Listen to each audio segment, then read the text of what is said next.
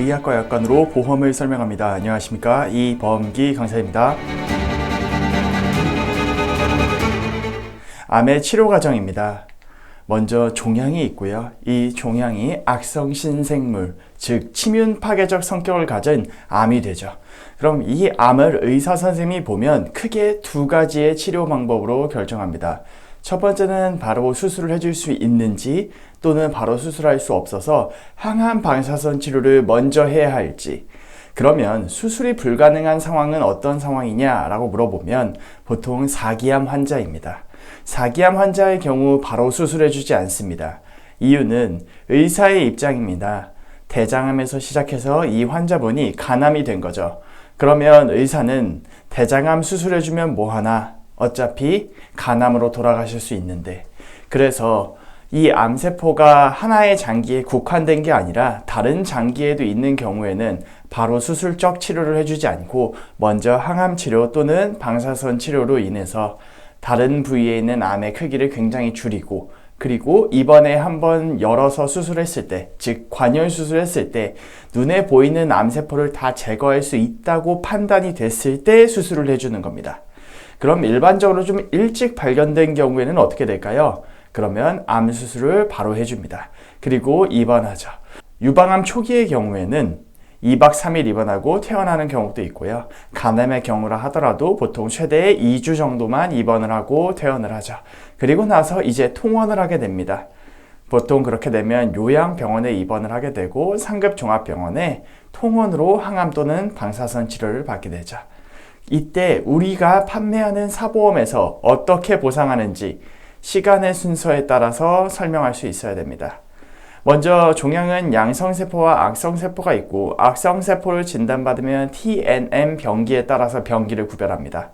그리고 산정 특례를 받게 되죠. 암수술은 종수술비에서는 몇 종을 주는지, 암수술비에선 보험금을 지급하는지 안 하는지, 그리고 우리가 숫자 수술비라고 하죠. N번대 질병 수술비에는 그 해당하는 암수술이 있는지 없는지, 암으로 입원한 다음 퇴원하고 요양병원에 가면 실비보험이 되는지 안 되는지, 그리고 암으로 통원을 하게 되죠. 이때 항암 방사선 치료는 1세대, 2세대, 3세대, 지금 4세대까지 나왔는데 고객님이 받게 되는 치료는 몇 세대 항암인지도 설명할 수 있어야 합니다. 세대별 항암제입니다. 1세대 항암제, 바로 화학항암제입니다. 세계 2차 대전 때 만들어졌습니다. 이 화학항암제는 세포 분열이 빠른 세포를 공격합니다, 여러분. 그래서 우리 몸에서 세포 분열이 가장 빠른 세포는 바로 머리카락에 있는 모근세포, 입 안에 있는 상피세포, 위대장내 점막세포가 대표적이죠. 그래서 우리 항암하면 머리카락 빠지고 구토하고 설사하는 거잖아요.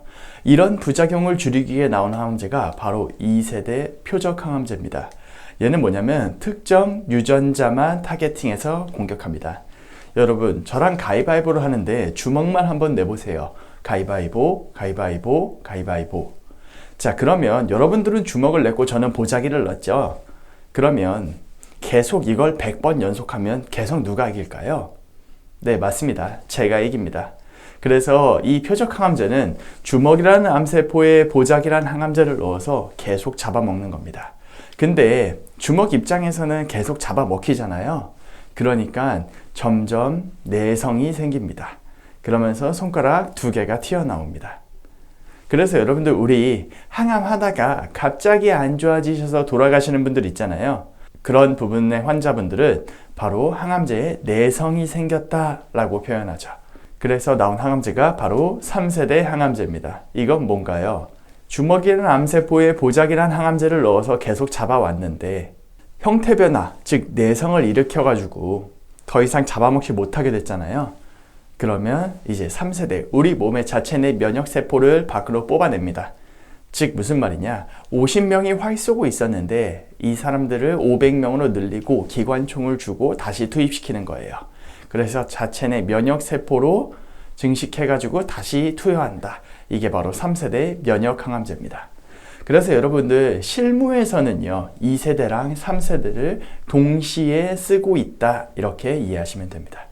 이 담보는 보험의 특약으로, 즉 특별약관으로 2020년도 5월에 출시했습니다. 이게 무슨 말인가요? 라고 물어보면 직전 한 5년 반 정도 사이 안쪽에 신계할 게 없다라고 하면 그 고객분께서는 표적항암제, 즉 2세대, 3세대 담보에 대한 담보가 없다라고 이해하시면 됩니다. 감사합니다.